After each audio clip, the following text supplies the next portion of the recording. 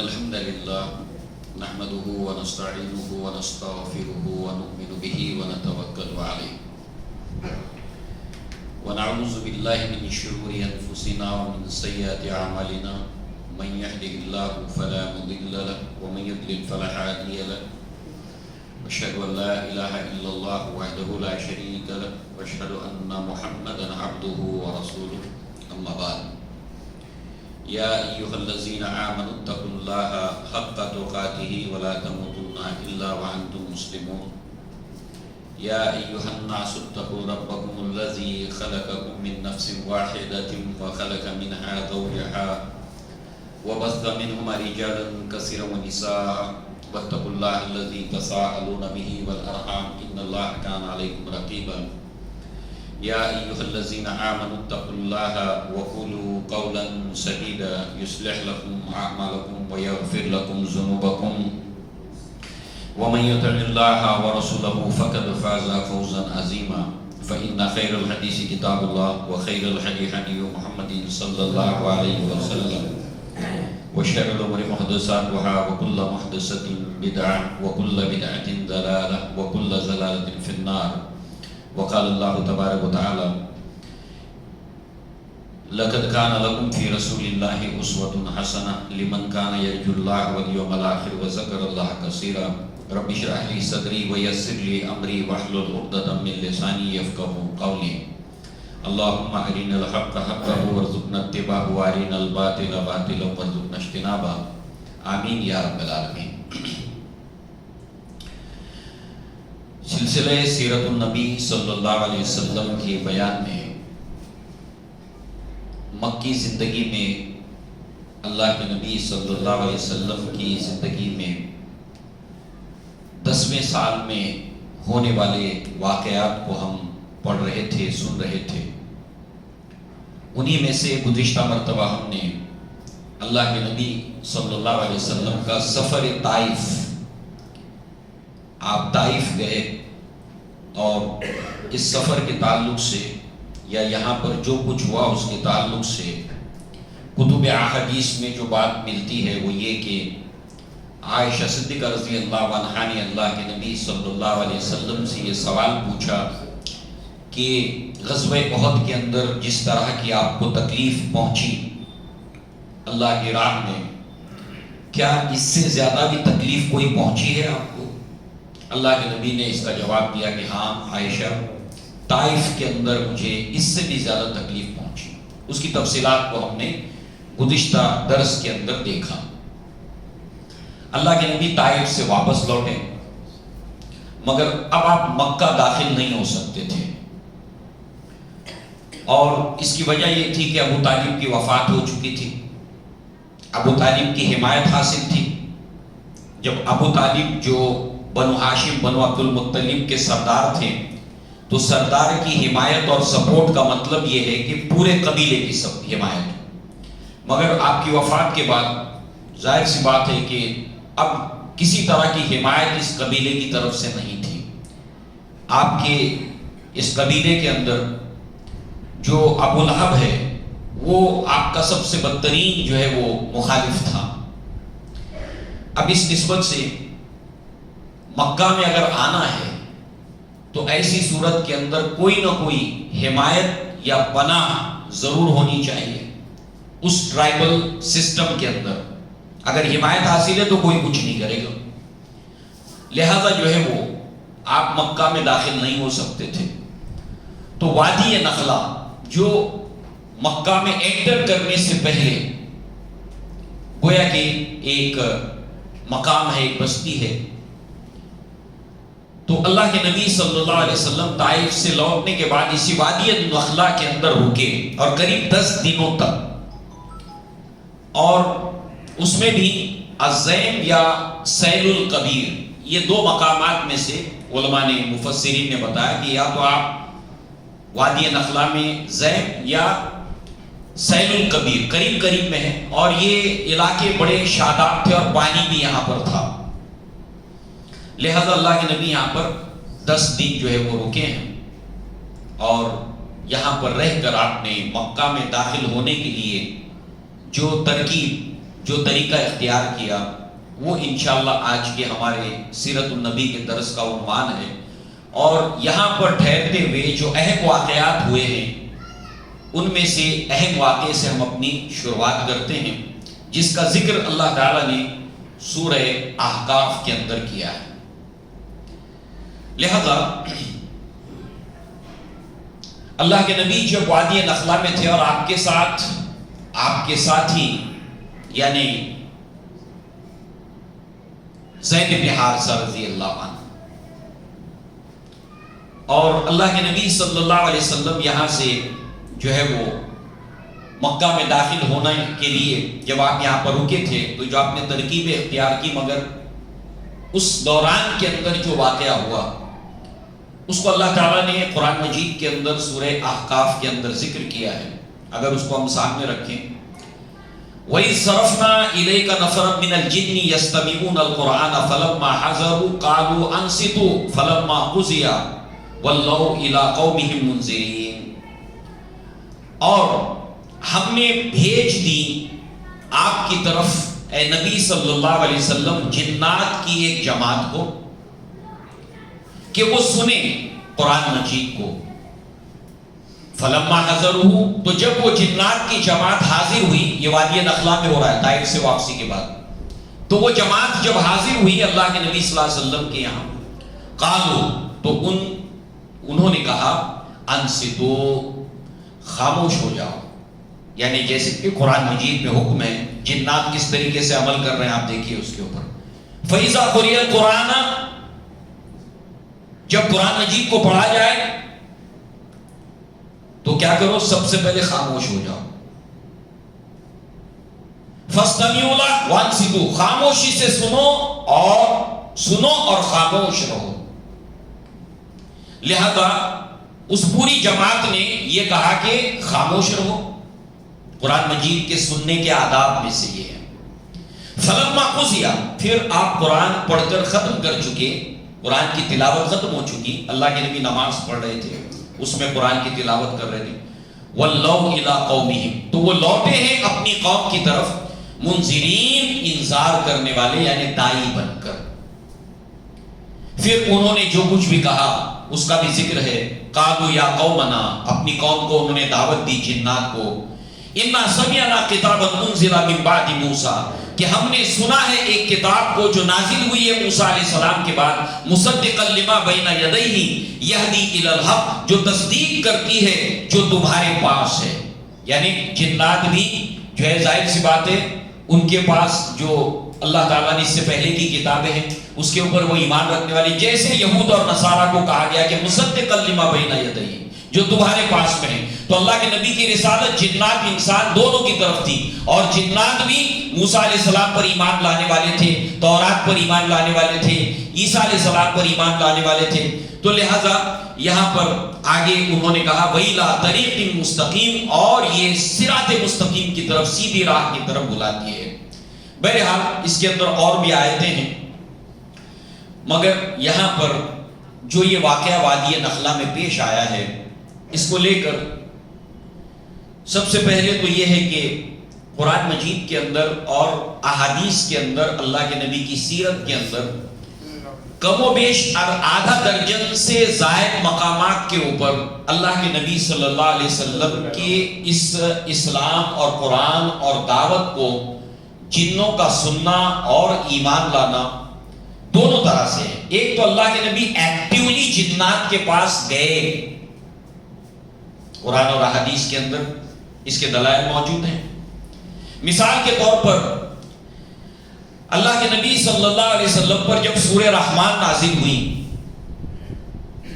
تو اللہ کے نبی صلی اللہ علیہ وسلم نے اس کو صحابہ کے سامنے پیش کیا، تو صحابہ خاموشی سے پوری سورہ رحمان صحابہ نے سنی۔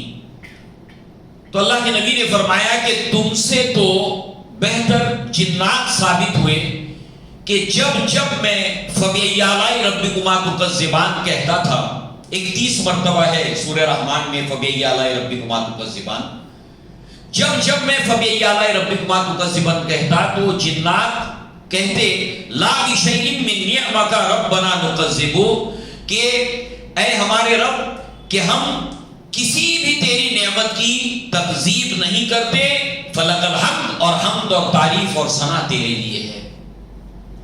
تو یہاں پر اللہ کے نبی نے جنات کے سامنے سورہ رحمان پڑھی۔ اللہ کے نبی کا ایکٹیولی جنات کے پاس جا کر دعوت دینا یہ بھی ثابت ہے، اور دوسری طرف یہ ہے کہ اللہ کے نبی کو نہیں معلوم مگر جنات نے اللہ کے نبی صلی اللہ علیہ وسلم کی دعوت کو یا قرآن کے پڑھنے کو سنا، دونوں طرح سے۔ اب یہاں پر سورہ جب قرآن مجید کو ہم پڑھتے ہیں یا اس کی تفاسیر کو دیکھتے ہیں، سورہ جن میں، سورہ احقاف میں، سورہ رحمان میں، تو تفسیروں کے اندر جو ہے وہ جو چیز ہمیں ملتی ہے کہ یہ جو وادی نخلا کا واقعہ ہے، یہ جس کو ابھی ہم سن رہے ہیں 10ویں سال میں مکی زندگی میں، مکہ کی بالکل ابتدائی زندگی کے اندر جب اللہ کے نبی مکہ سے باہر جو ہے وہ اپنے صحابہ کرام کے ساتھ تھے، اور وہاں پر بالکل ابتدائی دور ہے مکہ کا جو آپ کے اوپر سابقون الاولون ایمان لائے تھے، تو آپ نے وہاں پر فجر کی نماز پڑھی تھی، اور اس وقت بھی جو ہے وہ جنوں نے اللہ کے نبی سے کلام کو سنا تھا۔ یہ دوسرا موقع، سورہ رحمان کا تیسرا موقع۔ احادیث کے اندر صحابی رسول کو اللہ کے نبی صلی اللہ علیہ وسلم نے سرکل کیا، کہا اس سرکل سے باہر نہیں نکلنا۔ اللہ کے نبی صلی اللہ علیہ وسلم جنات کے پاس گئے دعوت دیں۔ ایسے قریب آدھا درجن کے کم و بیش واقعات ہم کو ملتے ہیں۔ آپ کی رسالت جنات کی طرف بھی تھی، لہذا جو ہے وہ اب جو ابتدائی دور کا واقعہ ہے جس کا ذکر سورہ جن کے اندر ہے، اور یہ ابتدائی دور کا واقعہ ہے، مگر آج کے اس درس کے ساتھ میں اس کا ایک لنک ہے، اس کا ایک تعلق ہے، اور وہ کیا ہے کہ دیکھیے سورہ جن کے اندر جو ہے وہ قریب 15 آیتوں کے قریب اسی کا ذکر ہے۔ شروعات ہی ہوتی ہے کہ قُلْ أُوحِیَ إِلَیَّ أَنَّهُ اسْتَمَعَ نَفَرٌ مِنَ الْجِنِّ، کہ کہہ دیجئے نبی صلی اللہ علیہ وسلم، یعنی قریش کو بتلا دیجئے کہ میری طرف جو وحی کی گئی ہے اس کو جو ہے وہ جنوں میں کی ایک جماعت نے سنا، چونکہ قریش کو جو بد عقیدگی تھی ان کے اندر وہ جنات کو لے کر بھی تھی کہ وہ علم غیب جانتے ہیں، لہذا جس جنوں کے تعلق سے ان کی یہ فکر، یہ عقیدہ تھا، کہا گیا کہ ان کو بتاوا کہ جو کچھ قرآن میری طرف نازل کیا گیا ہے، اے نبی کو بتائیے، اس قرآن کو جنوں کی ایک جماعت نے سنا۔ فقالوا، تو انہوں نے کہا، سمعنا قرآنا عجبا، ہم نے ایک عجیب قرآن مجید کو سنا ہے، یہدی الی الرشد، جو ہدایت کی طرف، سیدھی راہ کی طرف بلاتا ہے، فآمنا بہ، تو ہم اس کے اوپر ایمان لائے ہیں۔ تو تم جنوں کے بارے میں جو عقیدہ اور ایمان رکھتے ہو، وہ جنات بھی اس قرآن کے اوپر ایمان لائے ہیں، لہذا اسی کے اندر جو ہے وہ جو آیات آتی ہیں اس کے اندر جو ہے ابتدائی نبوت اور رسالت کے بالکل ابتدائی دور میں اور اس سے پہلے، یعنی اللہ کے نبی پر غار حرا کے اندر وحی نازل ہونے کا سلسلہ شروع ہونے سے پہلے، اس کا بھی ذکر جو ہے وہ سورہ جن کے اندر ہے، اور وہ اس طریقے سے کہ وہ کہتے ہیں جنات آپس میں بات کر رہے ہیں۔ جب انہوں نے قرآن کو سنا تو یہ لوگ جنات آپس میں ڈسکشن کر رہے تھے، اس کا ذکر اللہ نے قرآن میں کیا ہے کہ وَأَنَّا كُنَّا نَقْعُدُ مِنْهَا مَقَاعِدَ لِلسَّمْعِ فَمَنْ يَسْتَمِعْ الْآنَ يَجِدْ لَهُ شِهَابًا رَصَدًا وَأَنَّا لَا نَدْرِي أَشَرٌّ أُرِيدَ بِمَنْ فِي الْأَرْضِ أَمْ أَرَادَ بِهِمْ رَبُّهُمْ رَشَدًا۔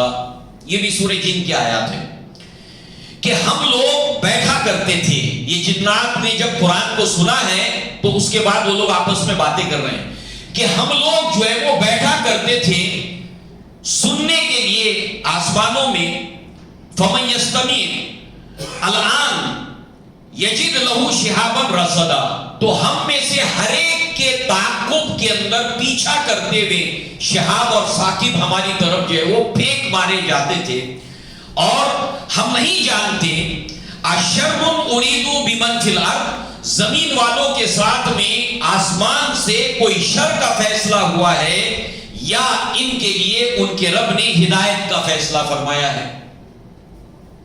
یعنی جب کبھی بھی اس طرح کا معاملہ ہوتا کہ فرشتوں کی سیکیورٹی ٹائٹ کر دی جاتی آسمانوں میں،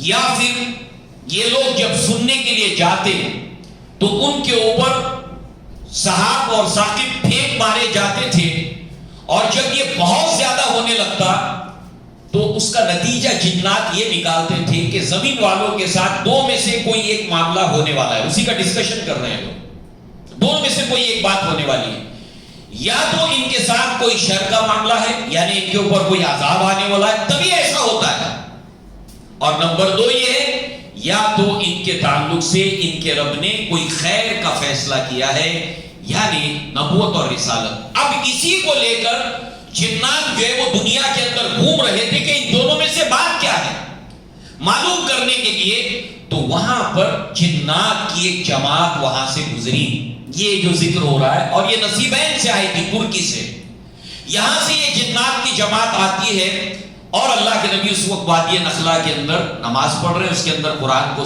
پڑھ رہے ہیں، اور اس وقت ان جنات نے جو قرآن مجید کو سنا ہے اس کا ذکر سورہ احقاف کے اندر ہے،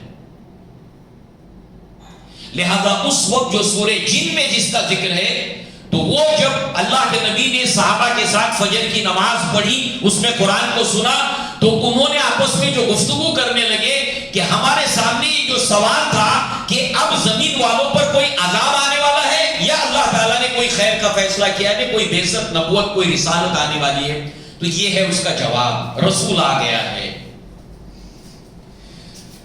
اب دیکھیے اس کے اندر ہمارے لیے جو نصیحت ہے طائف کے واقعے کے ساتھ میں جو ہم اس کو جوڑیں گے، اللہ کے نبی کی جیسے کہ ہم نے سنا کہ آپ کی نبوت اور رسالت جنات کی طرف بھی تھی، جنات کی اللہ کے نبی نے 3 قسمیں بتائی ہیں، ابو سالبہ رضی اللہ عنہ اس کے راوی ہیں، اور یہ روایت جو ہے وہ البانی رحمہ اللہ اس کو صحیح قرار دیتے ہیں، حاکم کے اندر ہے، اور حاکم کی روایت کو امام ذہبی نے موافقت کی ہے اس کی صحیح کے لیے، اور المشکات المصابیح میں ہے، طبرانی میں ہے، اور مستدرک الحاکم کے اندر یہ روایت موجود ہے کہ اللہ کے نبی نے فرمایا کہ الجن ثلاثۃ اصناف، جنوں کی 3 قسمیں ہیں، ایک صنف لہم اجنحۃ یطیرون فی الہواء، جنات کی ایک قسم وہ ہے جو اڑنے والی ہے، یہی وہ جنات ہیں جو خبریں لینے کے لیے اڑ کر آسمان سے خبریں لینے کے لیے پہنچتے تھے، جن کا ذکر ابھی ہم نے سنا۔ وَصِنْفٌ حَيَاتٌ وَقِلَابٌ، دوسری قسم وہ ہے جو سانپوں کی صورت میں ہوتی ہے اور کتوں کی صورت میں ہوتی ہے۔ وَصِنْفٌ يَحِلُّونَ وَيَزْعَنُونَ، اور تیسری قسم وہ ہوتی ہے جو مختلف مقامات کے اوپر پڑاؤ کرتی ہے اور سفر میں رہتی ہے۔ یہ نصیبین سے آئے تھے، ترکی سے یہ جنات جو سفر پر ہوتے ہیں، اور ان کی سب آپس میں لنک ہوتی ہے، آسمان میں خبریں لینے جانے والے، زمین کے اوپر گھومنے والے، تو لہذا جو ہے وہ یہی وہ جماعت تھی جنہوں نے وادی نخلا کے اندر اللہ کے نبی صلی اللہ علیہ وسلم سے قرآن سنا، اور وہ ایمان لائے، اور ایمان لا کر دائی بن کر اسلام کے، قرآن کے اپنی قوم کے اندر گئے ہیں۔ اب یہاں پر ہمارے لیے جو نصیحت ہے وہ یہ، اللہ کے نبی طائف گئے، کتنی محنت کی آپ نے، اتنی محنت کرنے کے بعد، اتنی تکلیفیں اٹھانے کے بعد، کل ملا کر اتنی محنت کا رزلٹ کیا ہے؟ صرف ایک انسان اسلام میں آیا ہے، عداس، بس۔ اللہ کے نبی صلی اللہ علیہ وسلم کی زندگی ہمیں بتاتی ہے کہ اگر اتنی محنت کے بعد ایک انسان بھی اگر ہدایت پا جاتا ہے تو یہ 100 سرخ اونٹوں سے بھی زیادہ افضل ہے۔ 10 سال محنت کرو، پوری زندگی محنت کرو، اور پوری زندگی محنت کر ایک بھی آدمی اگر ہدایت پا جائے، یہ بہت بڑا ذخیرہ ہے آخرت کا، اور بڑا ذخیرہ ہے۔ اس لیے رزلٹ بہت محنت کے بعد کم نکلے یا بالکل نہ نکلے، بظاہر مایوس ہونے کی ضرورت نہیں ہے۔ انسان کا کام یہ ہے اپنی ڈیوٹی پرفارم کرے، اپنا کام کر گزرے، باقی اللہ پر چھوڑ دے. اس لیے کہ کچھ نتیجے وہ ہوتے ہیں جو ہمیں اپنی آنکھوں سے دکھائی دیتے ہیں، انداز کا ایمان لانا، مگر یہ وہ جنات کی جماعت کا نہ صرف ایمان لانا اور اپنی قوم کے اندر داعی بن کر لوٹنا، اور جانے اللہ ہی بہتر جانتا ہے کتنے لوگوں کو اسلام کے اندر داخل کرنا، اس کا علم اللہ تعالیٰ کو ہے. اور اللہ نے اپنے نبی کو بتایا، اگر نہ بتاتا اللہ تعالیٰ تو نہیں معلوم ہوتا. یعنی دعوت و تبلیغ کے نتیجے کے اندر کچھ نتیجے، کچھ امپریشن، کچھ امپیکٹس انویزیبل ہوتے ہیں، معلوم نہیں پڑتے، دکھائی نہیں دیتے، مگر اس کے اثرات جو ہے وہ کہاں، کیسے اور کب ہوتے ہیں ہمیں اس کی کچھ خبر نہیں ہے. یہ اس کا نتیجہ ہے. اس لیے جو ہم کہتے ہیں نیکی کر اور دریا میں ڈال، ہماری ذمہ داری کیا ہے؟ پہنچانا، اصلاح کرنا، لوگوں تک اپنی بات کو پہنچانا. مگر ریزلٹ اورینٹڈ بن کر اگر انسان سوچے گا، ہونا چاہیے، انسان ہوتا ہے، مگر نتیجوں کو دیکھ کر جو ہے وہ انسان مایوس نہ ہو. یہ وادی نخلا کا واقعہ جو ہے وہ ہمیں اس بات کی نصیحت کرتا ہے، اس بات کی ہمیں سبق دیتا ہے. انویزیبل ہوتے ہیں ریزلٹس، دکھائی نہیں دیتے، امپریشنز. لہذا اللہ تبارک تعالیٰ نے اپنے نبی صلی اللہ علیہ وسلم کو اس کی خبر دی، وہ چاہے ابتدائی دور کا وادی نخلا کا واقعہ ہو، چاہے وہ سورہ احقاف کا واقعہ ہو. لہذا اللہ کے نبی صلی اللہ علیہ وسلم اب چونکہ یہاں پر آپ 10 دن تک رہے، مکہ میں داخل ہو نہیں سکتے تھے. اب آپ نے مکہ میں داخل ہونے کے لیے کیا طریقہ کار اختیار کیا؟ اس ٹرائبل سسٹم کے اندر جو بھی رول ریگولیشنز فالو ہوتے تھے، جو طور طریقے تھے، اللہ کے نبی اس سے واقف تھے اور اللہ کے نبی نے اس کو یوٹیلائز کیا. اللہ کے نبی جس مکہ میں رہتے تھے وہاں کے رولز، وہاں کے رسم، وہاں کے طور طریقے قبائلوں کے، اس سے آپ واقف تھے. یعنی ایک مسلمان کو جس بھی زمین پر وہ بود و باش اختیار کرتا ہے، جہاں کا وہ باشندہ ہے، وہاں کے رولز، ریگولیشن، پرنسپلز اس کو معلوم ہونے چاہیے. نمبر 2، اللہ کے نبی نے اس کو استعمال کیا، یوٹیلائز کیا اس کو دین کے لیے، اسلام کے لیے.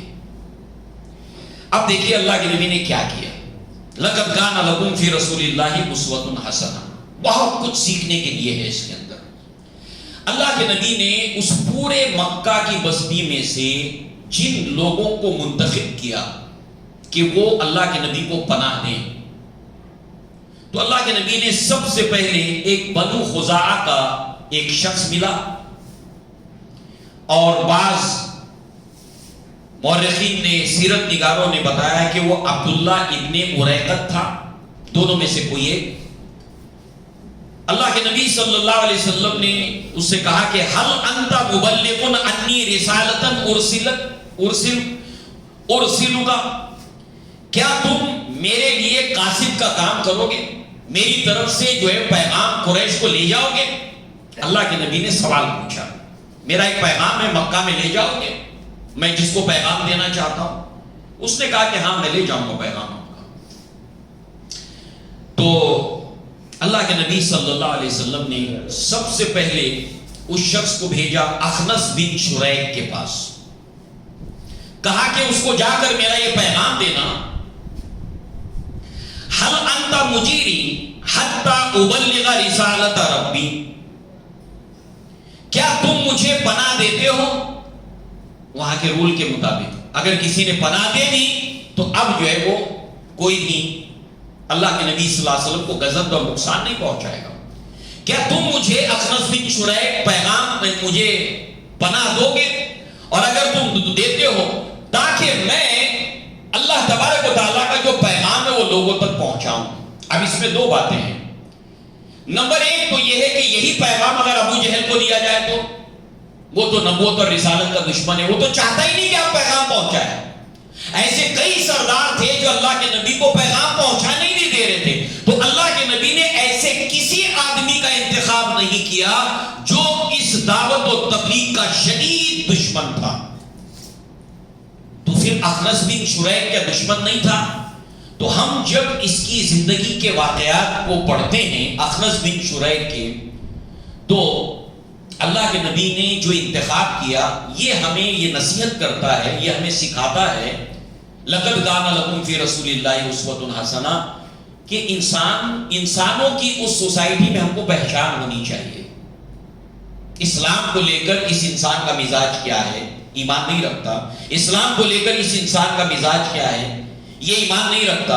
مگر یہ ہے کہ یہ اسلام کا دشمن تو نہیں ہے، اس کو اسلام سے نہ انٹرسٹ ہے نہ دشمن ہے، مگر یہ اسلام کا کٹر دشمن ہے. یہ تقسیم، یہ فرق انسانوں کا علم ہمیں ہونا چاہیے، ورنہ یہ تمیز اگر انسان کو نہ ہو تو انسان غلطی کرے گا، دھوکہ کھائے گا.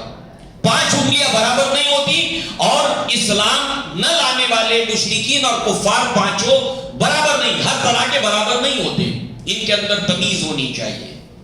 اب اخنس بن شریح کا ایک واقعہ سمجھیے، آپ کو بات سمجھ آئے گی کہ اللہ کے نبی نے اس کا انتخاب کیوں کیا. کہا کہ اس تک پیغام لے جانا. ایک مرتبہ اللہ کے نبی کے گھر کے باہر رات کے وقت میں ابو سفیان، ابو جہل اور اخنس بن شریح، قرآن مجید اپنے اندر بڑی کشش رکھتا ہے، بڑی تاثیر ہے اس کی. عربی زبان ان کی اپنی تھی، ترجمہ نہیں کرنا پڑتا تھا.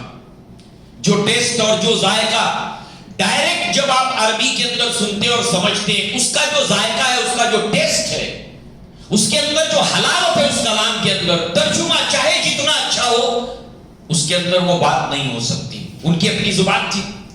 اب یہ لوگ رات کے اندھیرے میں سنتے تھے، لہذا جو ہے وہ پھر ایک دوسرے سے جب مڑ بھیڑ ہوتی، ٹکراؤ ہوتا، تو کہتے کہ تم دین کے اندر لوگوں کو قرآن کو سننے سے روکتے ہو اور تم خود سن رہے ہو. اچھا کل سے ہم لوگ نہیں آئیں گے، کل سے نہیں آئیں گے ہم لوگ، پھر کل دوسرے دن موجود، پھر کل دوسرے دن.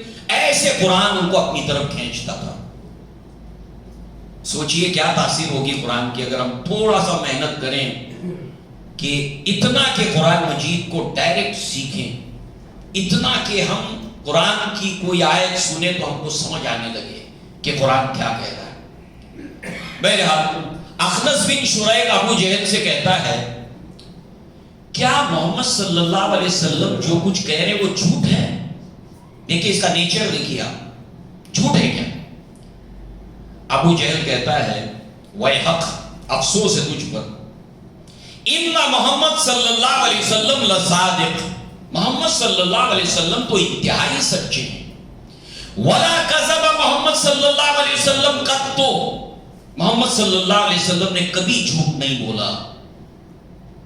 تو پھر آپ ان کی مخالفت کیوں کر رہے ہو؟ اخنس بن شریح دیکھیے کتنا ریزنیبل تھنکنگ ہے اس کی، کتنا واجبی طور پر وہ سوچ رہا ہے. وہ ایسے نہیں سوچ رہا جیسے ابو جہل سوچتا ہے.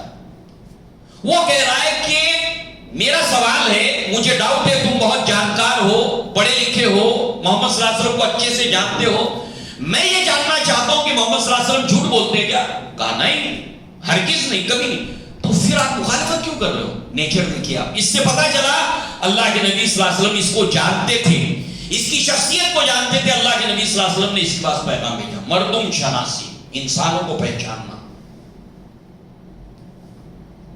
دشمنان اسلام میں یا اسلام کا انکار کرنے والے سارے ایک جیسے نہیں ہوتے. اللہ کے نبی نے کس کو اپروچ کیا اس مخالفت کے دور میں؟ نبی صلی اللہ علیہ وسلم نے کس کو اپروچ کیا؟ لہذا اخنس بن شریح نے جو جواب دیا وہ یہ ہے کہ دیکھیے میں خلیف ہوں، مکہ کے اندر آ کر بسا ہوں، پھر ٹھیک ہے بن گیا، بہت پیسہ بنا لیا اور ایک اپنا مقام بنا لیا، مگر یہاں پر ٹرائبل لا کے مطابق، یہاں کے قانون کے مطابق جو ہے وہ میں کسی کو پناہ نہیں دے سکتا اور آپ میری پناہ اختیار نہیں کر سکتے. اب اس نے ایک وہاں کا جو ریزن تھا اس کو بتایا. اب یہ قاصد جواب لے کر لوٹتا ہے. اللہ کے نبی اس سے پوچھتے ہیں تعودو، کیا تم میرا پیغام لے کر دوبارہ جاؤ گے مکہ؟ پہلی بار ہو گیا یہ؟ کہا کہ ہاں جاؤں گا میں. تو اب کی بار جو ہے وہ سہیل بن عمرو کے پاس بھیجا. اتنی بڑی آبادی میں اللہ کے نبی نے جن جن کو منتخب کیا، ہمارے لیے سوالیہ نشان اس لیے کہ ہم کو نبی سے سیکھنا ہے. لَقَدْ كَانَ لَكُمْ فِي رَسُولِ اللَّهِ أُسْوَةٌ حَسَنَةٌ. آپ نے دوسرے نمبر پر سہیل ابن عمرو کو کیوں چنا؟ وجہ کیا ہے؟ اب چلیے وجہ آپ کو معلوم ہوتی ہے. اس کی زندگی کے ایونٹس کو نکال کر دیکھتے ہیں. تو ایک ایونٹ کو اپنے سامنے رکھیے. صلح حدیبیہ کے وقت میں ایسے ہی جنبانی کا سلسلہ جاری تھا. یہاں سے آ رہے ہیں لوگ، وہاں سے جا رہے ہیں، آ رہے ہیں. اللہ کے نبی پیغام بھجوا رہے ہیں کہ ہم جو ہے وہ صرف عمرہ کرنے کے لیے آئے ہیں، عمرہ کر کے چلے جائیں گے. وہ کہتے ہیں کہ نہیں آ سکتے، آپ جاؤ یہاں سے واپس. اور ادھر خالد بن ولید قریب 100 سواروں کو لے کر جو ہے وہ موڈ میں ہے لڑائی کے. ادھر اکرمہ ابن ابو جہل ہے. ایسے تمام حالات کے اندر جنبانی چل رہی ہے. اس کے اندر پھر قریش ایک شخص کو بھیجتے ہیں. دور سے اللہ کے نبی اس کو دیکھتے ہیں، وہ یہ ہے سہیل ابن عمرو. اللہ کے نبی صحابہ سے کہتے ہیں اللہ تعالیٰ نے تمہارے لیے کام کو اب سہل کر دیا ہے. نبی نے ایسا کیوں کہا؟ اس لیے کہ یہ جو شخص تھا ڈپلومیٹ شخص تھا. اس کے اندر معاملہ فہمی تھی. ایک تو ہوتا ہے کہ ایک آدمی سنتا ہی نہیں ہے، آپ کی بات ہی نہیں سنے گا. اب اندھے کے آگے رونا، اپنے نینا کھونا، ایسے آدمی کو بول کر کیا فائدہ؟ ایک آدمی سنتا تو ہے، سمجھتا نہیں ہے، بھینس کے آگے دین بجانا، ایسے کو بھی بول کر فائدہ نہیں ہے. یہ آدمی ڈپلومیٹ ہے. یہ آدمی سمجھ بوجھ رکھتا ہے، دنیا داری کی سمجھ رکھتا ہے. کانفلکٹ، تصادم اور ٹکراؤ اس کو اوائڈ کرنے والا مزاج ہے. معاملات کو بات چیت کے ذریعے سے سیٹل کرنے کی سمجھ اس میں ہے، بجائے اس کے کہ لڑائی جھگڑا. اللہ کے نبی نے فرمایا کہ قریش لگتا ہے بات چیت کے لیے تیار ہو گئے، تبھی اس کو بھیجا ہے. تو اللہ کے نبی نے دوسرا پیغام کس کو بھیجا؟ سہیل ابن عمرو کو. سہیل ابن عمرو کو جب یہی پیغام بھیجا کہ میں جو ہے وہ تم مجھے اگر پناہ دیتے ہو تاکہ میں اللہ تعالیٰ کا پیغام پہنچا سکوں. اب یہ جو پیغام ہے اس میں اللہ کے نبی نے بالکل شفافیت سے اپنی بات رکھی ہے. لَقَدْ كَانَ لَكُمْ فِي رَسُولِ اللَّهِ أُسْوَةٌ. سچویشن یہ ہے اور اللہ کے نبی نے 2 جملے ہیں اس کے اندر. کیا تم مجھے اپنی پناہ دو گے؟ کیوں؟ تاکہ میں اللہ کا پیغام پہنچا دوں. ظاہر سی بات ہے اگر تم پناہ دینے کے لیے تیار ہو، if yes، اگر ہاں تو سمجھ لو میں پناہ اگر آپ مجھے دیتے ہو تو میں آ کر مکہ میں اللہ کا پیغام ہی پہنچاؤں گا. مخالفت ہوگی، لہذا اگر پناہ دے رہے ہو تو پہلے سوچو. مخالفت ہوگی میرے پیغام کی تو پھر اگر دینا ہے تو سوچ کر دینا. یعنی بالکل شفافیت کے ساتھ بات، بالکل 2 ٹوک، ایک گھاؤ 2 ٹکڑے. کوئی اس کے اندر غیر شفافیت والا معاملہ نہیں ہے. لہذا اس کا جواب سہیل نے دیا کہ بنو عامر کی دی ہوئی پناہ بنو کعب کے اوپر لاگو نہیں ہوتی. یہ وہاں کا رول بتایا کہ میرا تعلق بنو عامر سے ہے اور بنو عامر کی اگر پناہ دیتا ہے بنو کعب کے کسی فرد کو تو لاگو نہیں ہوتی ہے ٹرائبل اس لا کے مطابق. اس کے بعد یہ پیغام لے کر واپس قاصد پہنچتا ہے اللہ کے نبی کے پاس. اس کے بعد میں اللہ کے نبی کہتے ہیں داؤد کیا تم ایک بار اور میرا پیغام لے جاؤ گے؟ اس نے کہا کہ ہاں میں لے جاؤں گا پیغام. تو اب کی بار مطعم بن عدی کو آپ نے پیغام بھیجوایا. پیغام سیم ہے. کیا تم مجھے پناہ دیتے ہو؟ اگر تم پناہ دیتے ہو تاکہ میں اللہ تعالیٰ کا پیغام لوگوں تک پہنچا سکوں. اب مطعم بن عدی کون ہے اس کو بھی جان کے اللہ کے نبی تینوں کو آپ دیکھیے سیلیکٹ کس کو کیا ہے. اللہ اکبر. اللہ کے نبی کی امت جو ہے وہ کبھی بھی دنیا کے اندر اپنے معاملات کو سیٹ کرنے کے اندر گڑبڑا نہیں سکتی اگر اللہ کے نبی صلی اللہ علیہ وسلم کے زندگی کو اچھی طرح سے پڑھے. کبھی نہیں گڑبڑا سکتی. اب یہ کون ہے مطعم بن عدی؟ ابھی ہم نے یہ جو معاہدہ ہوا تھا شیب ابی طالب سے پہلے قریش نے کیا تھا کہ 3 سال کا مقاطع ہوا تھا اور اس کے بعد 3 وجوہات ہم نے دیکھی تھی.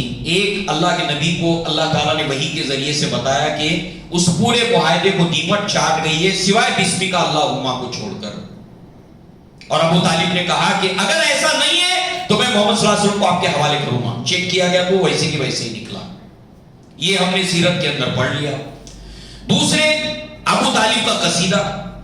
اور تیسرے، وہ 6 سے 7 لوگوں کا گروپ جنہوں نے کہا کہ یہ غلط ہو رہا ہے مگر میں اکیلا کیا کر سکتا ہوں.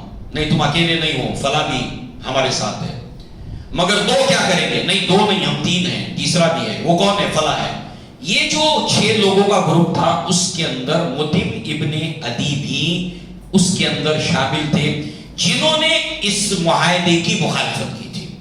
جب تک مخالفت کی تھی اللہ کے نبی نے کس کو سیلیکٹ کیا؟ آپ دیکھیے، اسلام کو نہ ماننے والے، قرآن کو نہ ماننے والے، جس بھی دھرتی پر ہم رہتے ہیں، جس بھی دنیا کے حصے میں ہم رہتے ہیں، اس دھرتی پر قرآن کے نہ ماننے والے بھی رہتے ہیں، اسلام کے نہ ماننے والے بھی رہتے ہیں، مگر نہ ماننے والے سارے برابر نہیں ہوتے. وقت ضرورت پر ایک مسلمان کا اپروچ ان میں سے کس کی طرف ہونا چاہیے. لَقَدْ كَانَ لَكُمْ فِي رَسُولِ اللَّهِ أُسْوَةٌ حَسَنَةٌ، البتہ تمہارے لیے اللہ کے رسول کی زندگی میں بہترین نمونہ ہے. اب جو ہے وہ مطعم ابن عدی نے کہا کہ ٹھیک ہے میں تمہیں پناہ دینے کے لیے تیار ہوں. پناہ دی. اب 2 باتیں ملتی ہیں. ایک تو یہ ہے کہ مطعم ابن عدی نے کہا کہ تم جو ہے وہ مکہ میں انٹر کرو، میں نے تم کو پناہ دے دی ہے. دوسری بات یہ ملتی ہے کہ اس نے، یہ کامن ہے بات سب جگہ ہے، ایک تو یہ ہے کہ اپنے سارے قبیلے کے جو طاقتور جوان ہیں ان کو جمع کیا، اپنے بیٹوں کو جمع کیا مطعم ابن عدی نے، اور کہا کہ حرم کے کونے کونے کے اندر اور ہر انٹری پوائنٹ کے اوپر تم لوگ کھڑے ہو جاؤ. جہاں جہاں سے مکہ میں انٹری کی جاتی ہے، جن جن دروازوں سے، ہر انٹری پوائنٹ کے اوپر تم اسلحہ سے لیس ہو کر ہر انٹری پوائنٹ کے اوپر کھڑے ہو جاؤ اور پورے گوشے گوشے کے اندر حرم کے تم تیار ہو، میں اللہ کے نبی کو لے کر آ رہا ہوں. اور وہ اللہ کے نبی صلی اللہ علیہ وسلم کو لینے کے لیے اپنے بیٹوں کے ساتھ ہتھیار بند ہو کر وہاں پہنچتا ہے اور اللہ کے نبی صلی اللہ علیہ وسلم کو لے کر آتا ہے مکہ کے اندر. یہ بھی ملتا ہے کہ اللہ کے نبی نے رات کا حصہ وہاں پر گزارا اس کے گھر میں، اور پھر جو ہے وہ صبح کے اندر جو ہے وہ اللہ کے نبی صلی اللہ علیہ وسلم کو سب سے پہلے تو مکہ میں انٹری کرنے کے بعد سارے لوگ تعینات ہیں، اپنے اونٹ کے اوپر وہ کھڑا ہو جاتا ہے اور کھڑے ہو کر اعلان کرتا ہے کہ اے قریش کی جماعت، یقیناً میں نے محمد صلی اللہ علیہ وسلم کو پناہ دی ہے، لہذا ان کے ساتھ میں کوئی غلط معاملہ نہ کرے، ان کے ساتھ ہجو کا معاملہ نہ کرے. رات میں بھی اعلان کرتا ہے اور صبح میں اللہ کے نبی سے کہتا ہے کہ آپ چلیے، اور رات میں اللہ کے نبی کو جب وہ پناہ دے دیتا ہے اعلان کرتا ہے. اس کے بعد میں اللہ کے نبی سب سے پہلے جو ہے وہ حرم میں جاتے ہیں، حجر اسود کو چومتے ہیں، 2 رکعت نماز پڑھتے ہیں، حجر اسود کو چومتے ہیں اور پھر اپنے گھر کی طرف جاتے ہیں. صبح کے اندر پھر اللہ کے نبی کو لینے کے لیے وہ پہنچتا ہے اپنے بچوں کے ساتھ ہتھیار بند، کہتا ہے کہ آپ چلیے حرم میں اور طواف کیجئے. اللہ کے نبی نے طواف کیا، پھر وہ دوبارہ اعلان کرتا ہے کہ یقیناً میں نے محمد صلی اللہ علیہ وسلم کو پناہ دے رکھی ہے، لہذا کوئی ان کے ساتھ دست درازی کا معاملہ نہ کرے. یہ کیوں ہے؟ رات کے اندر اگر کسی کو نہیں پتا ہے کہ ظاہر سی بات ہے رات کا وقت تھا، لوگ اپنے اپنے گھروں میں ہوں گے، کسی کو نہیں پتا چلا، تو جن کو نہیں پتا چلا ہے وہ صبح میں جان لے. تو یہاں پر جو ہے وہ ابو سفیان جو ہے وہ مطعم بن عدی جو ہے وہ اس کے پاس جاتا ہے اور کہتا ہے کہ تم نے صرف پناہ ہی دی ہے کیا؟ یعنی صرف پناہ دی ہے یا تم پیروکار بھی بن گئے ہو، یعنی ان کے اوپر ایمان بھی لایا ہو؟ تو کہا کہ نہیں میں نے صرف پناہ دی ہے. تو کہا پھر ٹھیک ہے، تمہارے ساتھ کسی طرح کی کوئی بے وفائی نہیں کی جائے گی. ٹھیک ہے پھر اٹس اوکے، ایمان نہیں لایا وہاں کوئی بات نہیں، پھر بے وفائی نہیں ہوگی. جو تم نے پناہ دی ہے یہاں کے ٹرائبل سسٹم کے مطابق کوئی بے وفائی نہیں ہوگی. یعنی اگر جو ہے وہ تم اسلام بھی لائے ہو تو کوئی معاملہ بے وفائی کا ہو سکتا ہے. تو کوئی بات نہیں، تم اسلام نہیں لائے ہو تو کوئی بات نہیں، تمہاری پناہ ہے، بے وفائی نہیں ہوگی۔ اس طریقے سے جو ہے وہ یہ مہینہ تھا ذوالقعدہ کا۔ اگلا مہینہ ہے ذی الحجہ کا، اور ذوالقعدہ محترم مہینہ ہے، ذی الحجہ محترم مہینہ ہے، یعنی حج کے لیے قافلے مکہ کی طرف روانہ ہونا شروع ہوتے ہیں۔ اگلے درس کی یہ تیاری ہے کہ حج کے موسم میں اللہ کے نبی نے پھر اس کے بعد جو حاجی آئے تھے دور دراز سے، ایک ایک ٹینٹ میں جا کر، ایک ایک بھیڑ میں جا کر لوگوں کے سامنے اسلام کی دعوت دی۔ یعنی اس وقت جو ہے وہ حاجیوں کے مکہ میں انٹری کا وقت ہے، باہر سے پورے عرب سے سمٹ کر لوگ یہاں پر جمع ہونے والے ہیں۔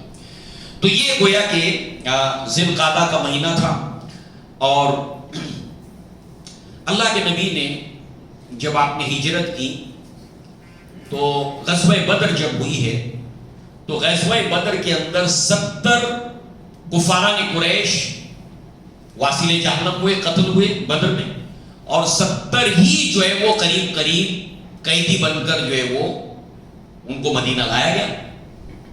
تو اس وقت اللہ کے نبی نے صحابہ سے یہ بات کہی تھی ان 70 قیدیوں کو لے کر کہ لو کان المطعم بن عدی حیا، اگر آج مطعم بن عدی زندہ ہوتا ثم کلمنی فی ہؤلاء النتسا، کہ اگر جو ہے وہ اس وقت وہ مجھ سے ان جو ہے وہ بدبودار، یہ جو قیدی ہیں ان بدبودار لوگوں کے بارے میں مجھ سے کلام کرتا، ان کو چھوڑ دو، لترکتہم، تو میں ان کو چھوڑ دیتا۔ کیوں؟ یہ احسان 10ویں سال کے اندر کہ اس نے پناہ دی تھی اور ہتھیار بند ہو کر نبی کو پروٹیکٹ کیا تھا، تو اس احسان کے نتیجے میں 70 لوگوں کو میں چھوڑ دیتا۔ حل جزاء الاحسان الا الاحسان، لقد کان لکم فی رسول اللہ اسوۃ حسنہ، چاہے کوئی کافر کیوں نہ ہو مگر اس نے اگر آپ کے ساتھ کوئی بھلائی کی ہے، اس کی نے اگر آپ کے ساتھ کوئی اچھائی کی ہے تو اس کا جواب برائی سے نہیں دیا جاتا۔ لقد کان لکم فی رسول اللہ اسوۃ حسنہ، البتہ تمہارے لیے اللہ کے رسول کی زندگی میں بہترین نمونہ ہے۔ دوسری مثال بدر ہی کی ہے، یہ جو 70 قیدی تھے اور قیدیوں ہی کی ہے، سردی کا موسم تھا، رات کے وقت میں شدید سردی ہے۔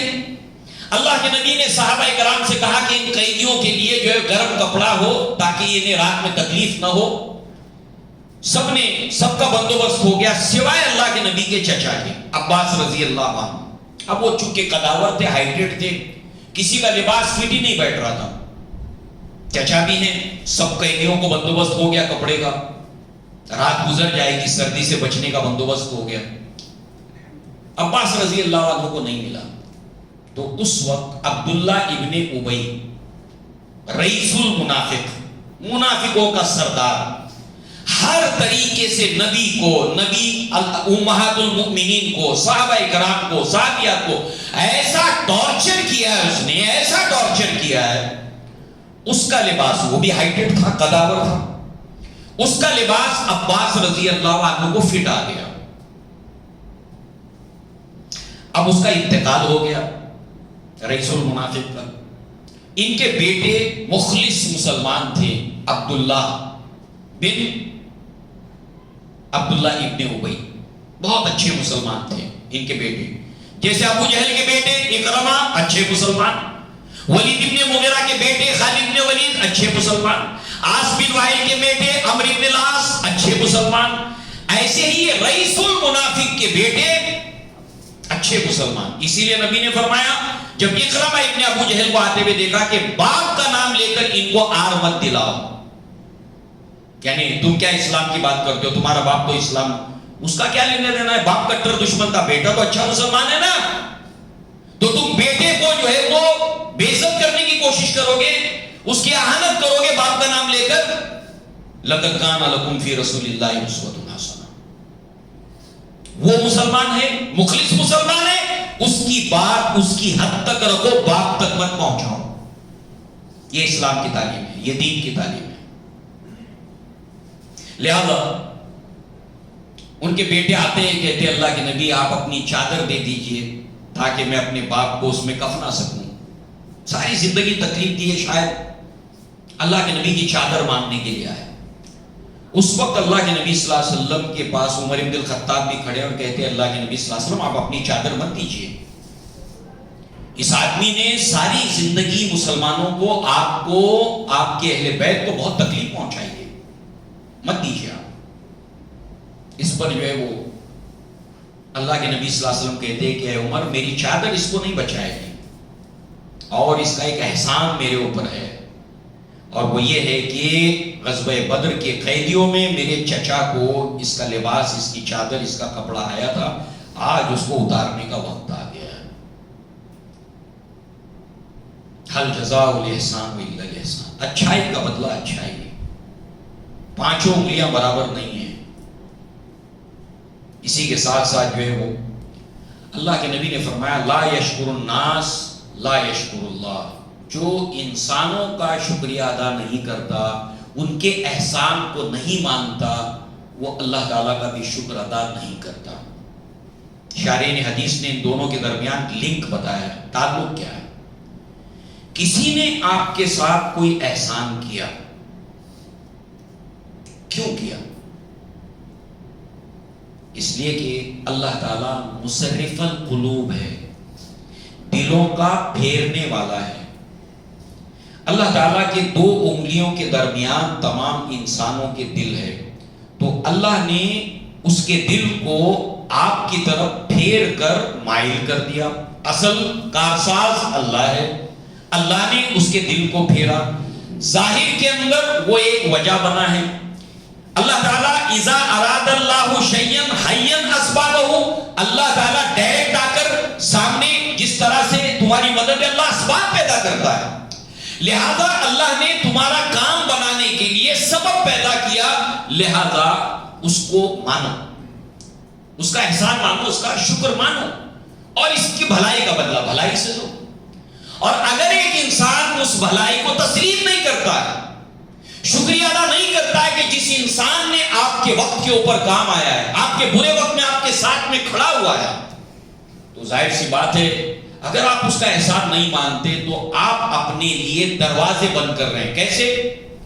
یعنی آپ یہ کہہ رہے ہیں کہ میں اس کو نہیں مانتا، احسان کو جب کسی کے نہیں مانتے، آپ کے کام آیا ہے وہ، میں اس کو نہیں مانتا، تو گویا کہ آپ یہ پیغام دے رہے ہو کہ آئندہ میرے لیے کسی تکلیف کے وقت کے اندر کوئی سبب پیدا نہ کیا جائے۔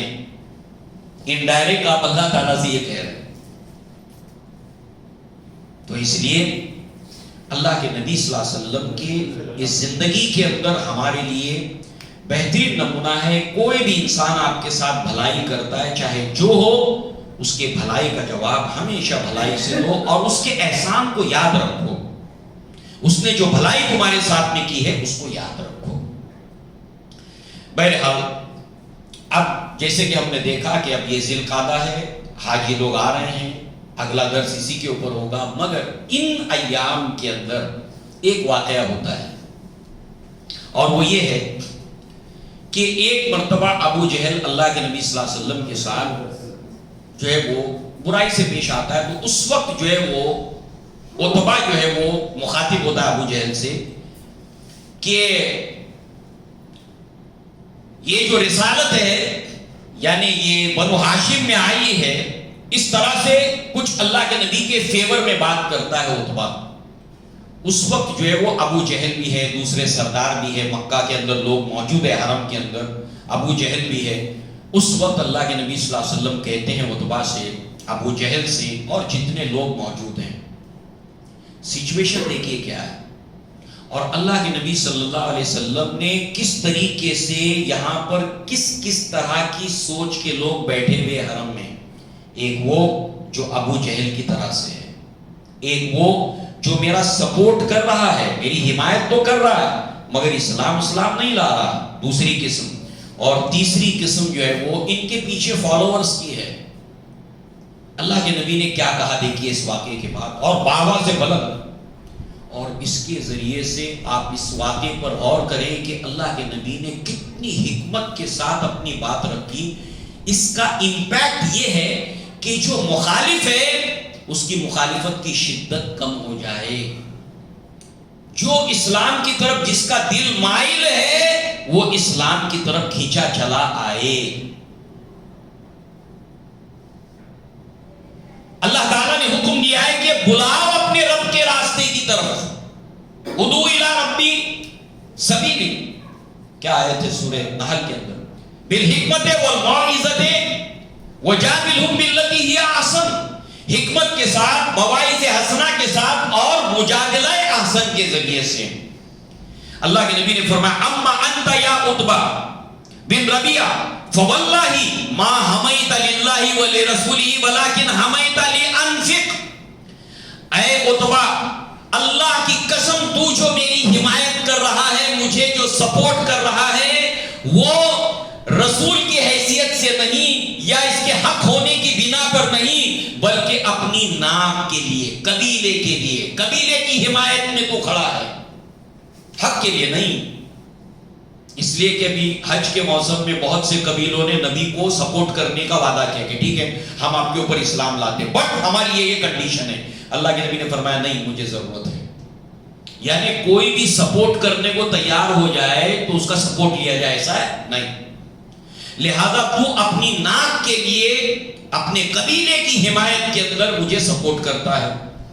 پھر اس کے بعد ابو جہل سے وَأَمَّا أَنْتَ يَا أَبُو جَهْلْ بِنْ ہشام فواللہ، اللہ کی قسم، لا یاتی علیک غیر کبیر من الدہر حتی تضحک قلیلا وتبقی کثیرا. اے ابو جہل، بہت جلد وہ وقت دور نہیں ہے، بہت نزدیک ہے وہ وقت کہ جو وقت آ کر رہے گا جب تو روئے گا زیادہ اور ہنسے گا کم. وہ وقت بہت نزدیک ہے، زیادہ دور نہیں ہے. پھر آپ نے عام خطاب کیا وَأَمَّا أَنْتُمْ يَا مَعْشَرَ الْمَلَئِ مِنْ قُرَيْشٍ. اے قریش کے لوگوں، اے قریش کی سوسائٹی، عام سب کو اعلان کر کے کہا اے قریش کے لوگوں، فواللہ، اللہ کی قسم، لا یاتی علیکم غیر کبیر من الدہر حتی تدخلوا فیما تنکرون وانتم کارہون. وہ وقت اب بہت زیادہ دور نہیں ہے جب تم اسلام کے اندر داخل ہو جاؤ گے، اور چاہے تمہیں آج کتنی کرائیت ہوتی ہے اور اس وقت چاہے مشرکوں کو کتنی کرائیت ہو. وَالَّذِي أَرْسَلَ رَسُولَهُ بِالْهُدَى وَدِينِ الْحَقِّ لِيُظْهِرَهُ عَلَى الدِّينِ كُلِّهِ وَلَوْ كَرِهَ الْمُشْرِكُونَ. چاہے تم کو کتنی کرائیت کیوں نہ ہو، تم ضرور اسلام میں داخل ہو گیا. وہ وقت اب زیادہ دور نہیں بچا ہے، اور وہ ایسا ہی ہے، زیادہ دور نہیں تھا، چند سالوں کی بات تھی. لہذا اللہ کے نبی نے ماضی کی خبریں دی ہوں، پریزنٹ کی خبریں دی ہوں، یعنی مستقبل کی خبریں دی ہوں، اس صادق المصدوق کی ہر بات سچی ہے، ہر بات سچی ہے. لہذا یہ ہے سن 10 ہجری میں ہونے والے واقعات میں سے اہم واقعہ. اور اس کے بعد اللہ کے نبی صلی اللہ علیہ وسلم 10ویں سال کے بعد حج کے موسم میں اللہ کے نبی صلی اللہ علیہ وسلم لوگوں کے سامنے جب اسلام کی دعوت رکھتے ہیں، خاص کر کے باہر سے آئے ہوئے حاجیوں کے سامنے، وہاں پر ایک بہت بڑا کھڑکی ایک کھل جاتی ہے اسلام کے لیے. کیسے؟ پھر وہ کھڑکی دروازہ بن جاتی ہے 12ویں سال میں، اور 13ویں سال میں ہجرت شروع ہو جاتی ہے. اور اس کے مابین ایک اہم واقعہ ہوتا ہے معراج کا. معراج النبی صلی اللہ علیہ وسلم 11 سال ادھر ہیں، مکہ کے 13 سالوں میں سے 11 سال ادھر ہیں، مدینہ کے 10 سال، اور پھر 13واں سال مکہ کا 11 سال ادھر 11 سال ادھر، اور بالکل سینٹر کے اندر معراج کا واقعہ ہے. 50% لائف ادھر ہے، 50% لائف ادھر ہے، اور درمیان میں معراج کا واقعہ ہے. حکمت سے بھرپور یہ ٹائم ہے، بالکل پرفیکٹ ٹائم ہے. اور اس معراج کے بعد اللہ کے نبی اور صحابہ کی زندگی کے اندر ایک ٹرننگ پوائنٹ ہے. اب صرف طاقت ہی طاقت کی طرف بڑھنے لگتے ہیں، اور 11ویں سال سے پہلے انتہا ہے، کلائمیکس ہے طائف کے اندر مخالفت کا، انتہا ہے، کلائمیکس ہے، اب ختم ہو گیا. ہر انتہا کے بعد ایک نئی ابتدا ہوتی ہے، اور یہاں پر 11ویں سال کے بعد ایک نئی ابتدا ہوتی ہے اسلام کی. اقول قولی ھذا واستغفر اللہ لی ولکم ولسائر المسلمین والمسلمات وآخر دعوانا ان الحمد للہ رب العالمین. السلام علیکم ورحمۃ اللہ. وعلیکم السلام.